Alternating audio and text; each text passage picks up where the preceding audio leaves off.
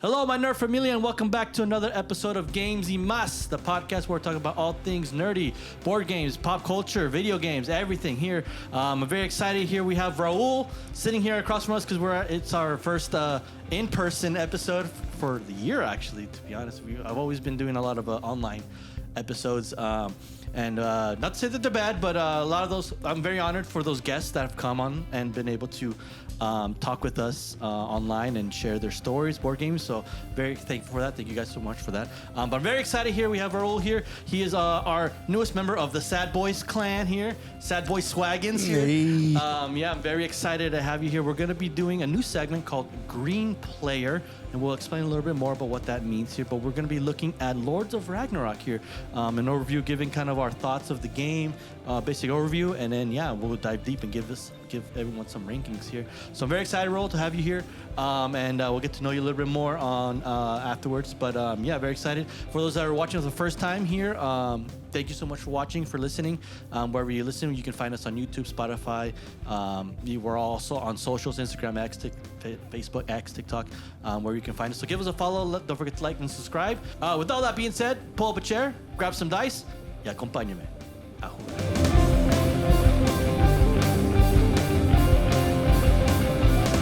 Sad Boy Swaggins.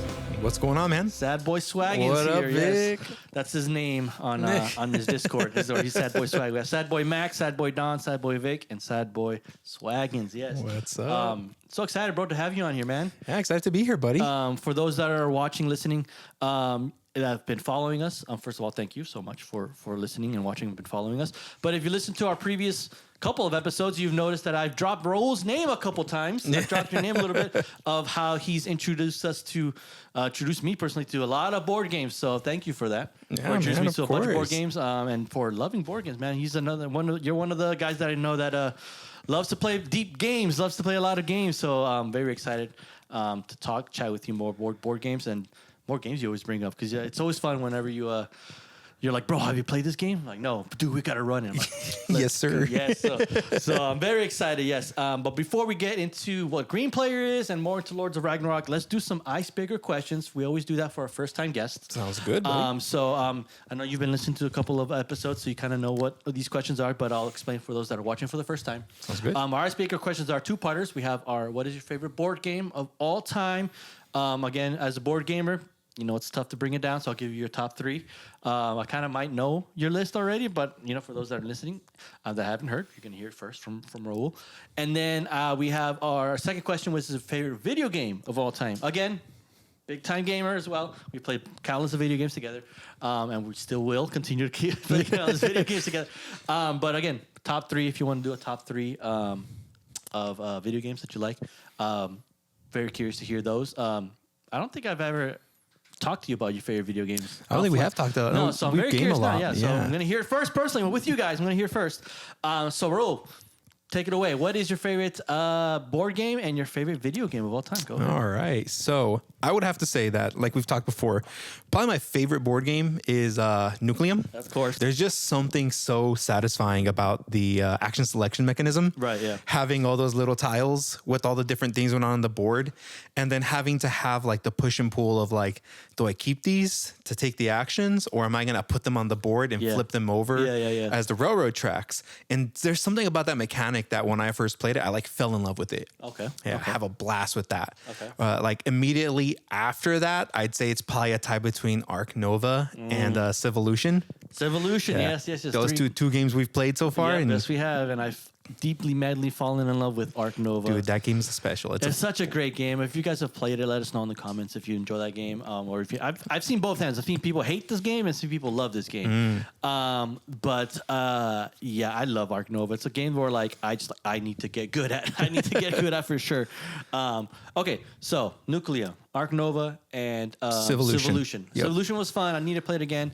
Very Castle Burgundy-esque type of game, so it's a fun game. We got your three board games. What are your favorite video games? I'm very excited here. All right, so I have been a huge fan of The Legend of Zelda since I was a kid. It's the first game I ever played. Okay. Yeah, I went over to my cousin's house and he was playing Link to the Past. And I was a kid, and when I saw that, I was like, mind blown. I was like, Okay. what the heck is this? Yeah. He handed me the controller and I goofed around for a little bit. Nice. Okay, And okay. that started like a long line of like, I've played like every Zelda game. I Really? love them all. I have a collection of them at home. Okay. I tend to buy 2 copies of every game.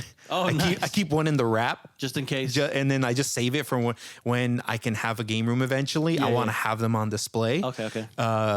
Of the Zelda series, my favorite's Wind Waker. Wind Waker. I Okay. love Wind Waker. And then second to that is probably Majora's Mask. If I was to give you a runner-up or something, Yeah. Sorry. Yeah. You. I don't know if you want to do top 3 or if you just want to stick with Zelda. I'll give you another 2. Okay. Go ahead. Yeah, right now, honestly, a game that like broke into that for me was Expedition 33. Yeah. Bro, okay. that game is something special. thing is building up a lot of- It's because like at the beginning, like when we were younger, like, games were always like an obsession, right? Right. And it feels like as we got older, I was just like, man, like the games just hit different now. Like, it's not as I haven't felt this excited to play a video game Really? in a long time. Really? Yeah, I'm like hooked right now. Yeah. I'm like chomping at the bit at work. Like, damn, I can't wait to go home and play this I game. want to play this stupid work. I don't. No.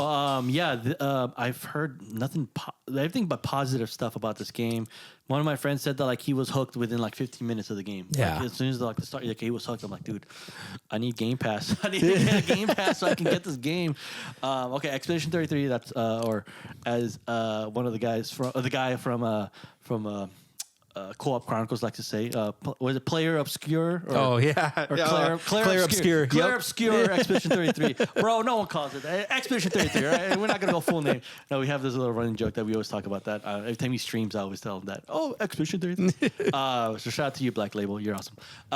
But okay, so Expedition 33, Legend of Zelda, and then do you have any final one? StarCraft. StarCraft. I love StarCraft, man. Yeah. Oh, look, my cat. My Hey, cat what's decided to up? join. Kitty. What's up, buddy? 1 or 2? I loved 2. That was one of the first. Like, so I played StarCraft 1, but I never played it like online competitively. I just played it like solo player on the story mode, and I loved it.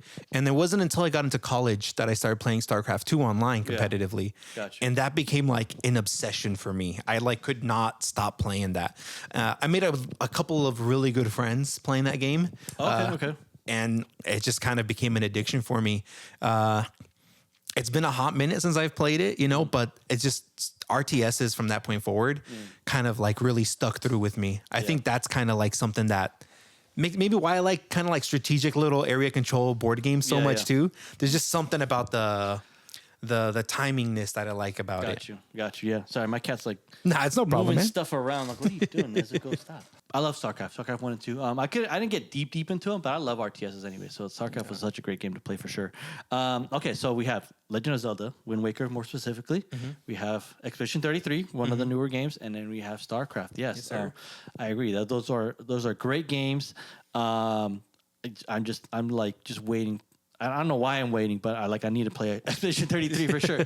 The more I watch my friend Black Label, the more he streams it, the more I watch him stream, the more I'm ruining it for me because I want to know the story. But I gotta support him. I gotta support the homie. Okay, so there you have it. There was his top video games and his top board games of all time. Thank you so much for sharing that. course, man. And a little bit of background with Raul. Yeah, he's been giving me board game suggestions to play. You got a whole collection. How many games do you have so far? I'm at 312 right now. 312, yes. I mean, that's a big collection. I mean, I only have like 100 and something, but you have me beat. But I mean, I love all the games that you have, the games that you've introduced me to. I mean, I'm very thankful for that and awesome. We met at work, by the way. So in case we're wondering, we met at work. And he said, I think you mentioned like I have a game night. I'm like, oh, it's cool. And it's like, oh, what kind? I thought you meant like you were gonna go play like video games. I'm like, oh, that's cool. But you're like, I'm gonna play a board game. I was like, excuse me? Yep. Board games?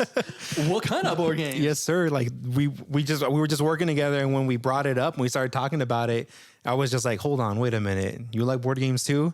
And it just started from there. We've been playing like quite a bit. I played more board games since we met up and started playing. Yeah. Since like probably the history of like my board gaming career kind of thing. Okay. Now same here. Yeah, I think I've played more board games than I had in the past couple months, even last year. Like we've played more games than I've like more than I own all these games, and I've played like more games than I have more than like I own games. I guess that makes any sense. No, but I'm thankful. Yeah, thank you so much for showing me all these games, course, dude. I'm man. like, I can't wait for you to show me more games. BGA's been fun. We've been playing Yep. BGA is fun. Arc Nova. Right now we have a Lost Ruins of Arnak going right now. So I'm very excited about that. But with all that being said, now let's go ahead and get into Green Player. Right. For those listening wondering what Green Player is, it's essentially a board game review where we just talk about board games and give our thoughts. You know, you see a bunch of board game reviews on different channels talking about certain games. So we thought we'd dive into a little bit of some review times with a little bit of a kind of a twist where we give certain rankings. We've developed 6 rankings of what we thought this game would fall under these rankings, and we can explain a little bit more about those rankings are. And the reason why we're calling it Green Player is. Whenever I play board game, I always want to be the green color. I know green is your favorite color as well. Yes, sir. So Raul likes also to be green. So we're always fighting for that color. We're always fighting for that one. We're always fighting for that color. But green's our favorite color, so we always want to be the green color in board gaming. But also when it comes to like medieval lore, fantasy, Game of Thrones, this kind of talk, you always hear sometimes when you're reading books, it'd be like, the boy is green, he hasn't seen, so he's still new, inexperienced. And so I thought that was a good little twist on that too as well, because we're playing games that we're new, we never play, we're inexperienced, and so we want to give our thoughts on there. And so, yeah, it'll be kind of like a quick one. Again, it's not our top shelf or yard sale segments. Those ones we dive more deeper into games, more into aspects of the components of what we like about this game. This is kind of just a basic overview, our first thoughts of playing it. It's a game that we've probably played once or twice maybe, and then we give our overall thoughts, and then we'll give a ranking, and then we'll leave it at that, and then we'll let you guys decide if you agree with our rankings or if you disagree with our rankings. And so, for those that are watching, haven't guessed, or now my cat wants to leave.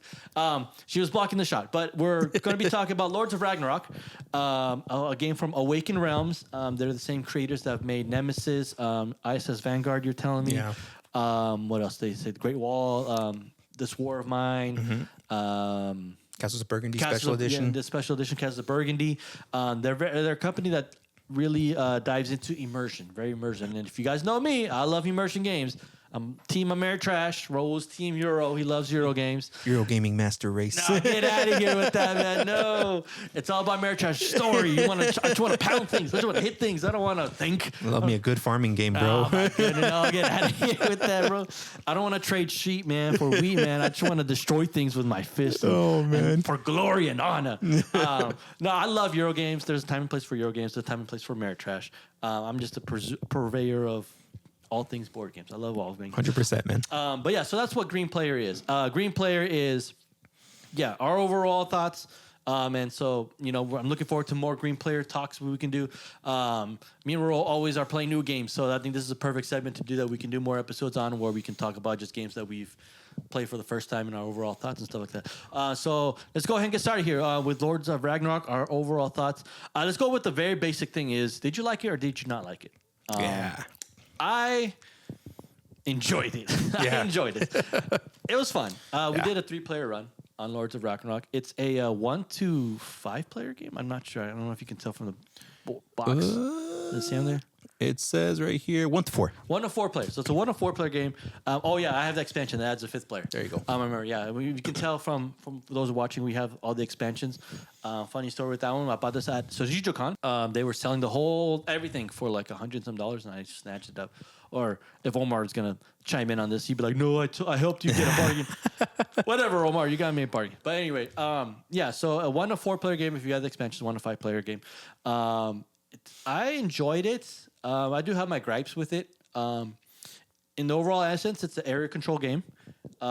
Where, for those that don't know what area control is, pretty much think of like Risk, where you just kind of have to take over areas with your armies and have the most areas. And there's different win conditions you can do with this game. But for me personally, I enjoyed it. It's a game that I want to rush back to. Not really, not as much. Maybe if I'm in the mood for it, maybe someone that wants to get immersed more of the Valhalla state, I would probably take it out and play with them. What do you think? What do you think about this game? Yeah, so I liked it. Okay. I thought it was definitely fun.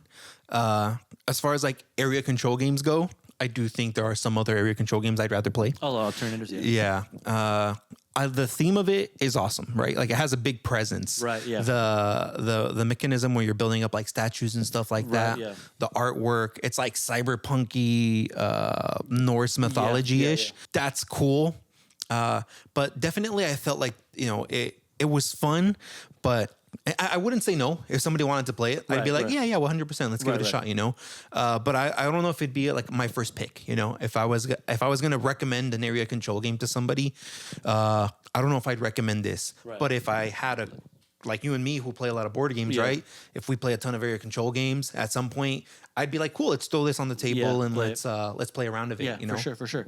No, I agree. Yeah, it's not definitely not a game for beginners. For those that are maybe never heard of this game, it's probably not a game for you. That if you want to, if you like enjoyed Risk, I wouldn't like be like, oh, you like Risk? All right, let's play Lords of Ragnarok. Yeah. I wouldn't jump you in like right away. I'd probably start you off maybe with some Blood Rage. I was about to say that's a great one for that. What would you think of it compared to like your game over here, Game of Thrones? Oh, that's another area control game. Yeah. I think if we're talking immersion, I think Lords of Ragnarok has a beat. It has a beat. Yeah.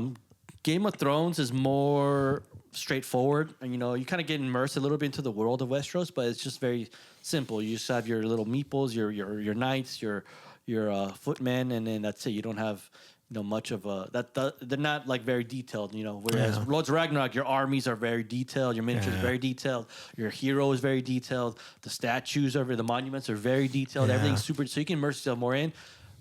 Mechanics wise, I think Game of Thrones is better. I think mechanics wise, yes, Lords of Ragnarok mechanics are not that hard, but I feel like there are things that are kind of useless. That are not needed in the game.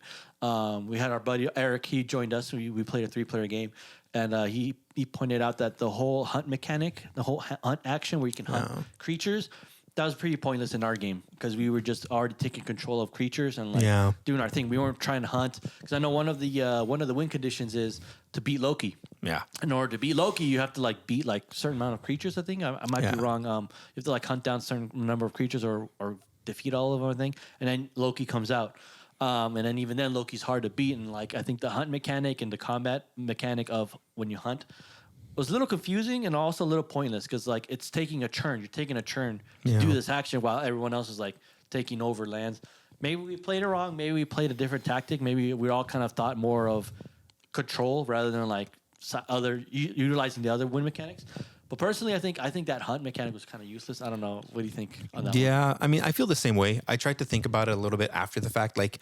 What if I catered my whole strategy towards just I'm going to be a hunter? Yeah. And while you guys are doing the area control aspect of it, I'm going to be kind of participating in a little bit, but mainly focused on seeking out those bounties and trying to kill as many of the big monsters as I can.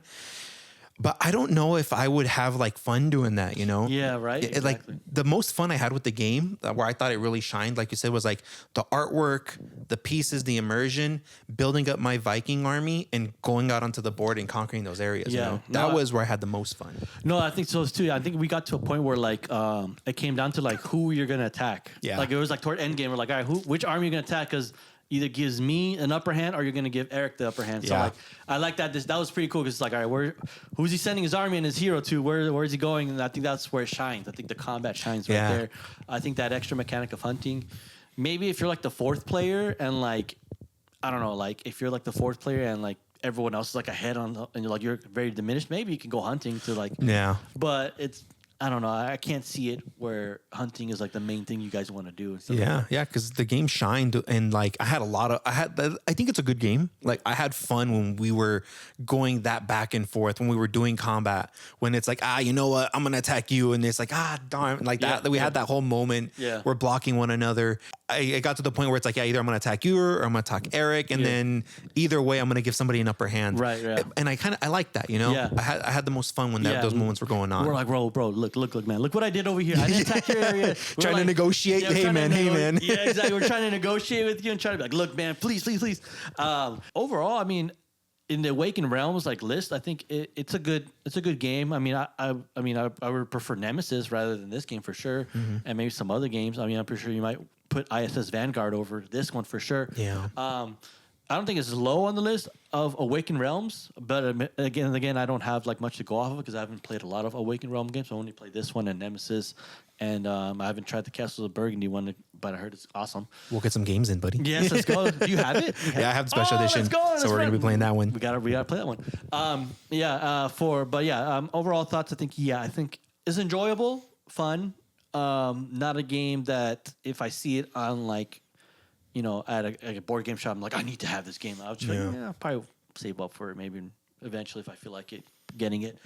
So we have 6 rankings, and I'll explain what each ranking means. I'll just give you 2 right off the bat, all 6 rankings, and then we'll go from there. So the first one is called Party On, Dudes. The second one is Rage Table Flip. The third one is Nat 20. We have the fourth one is No Phones Needed. The fifth one is Phone Scroller.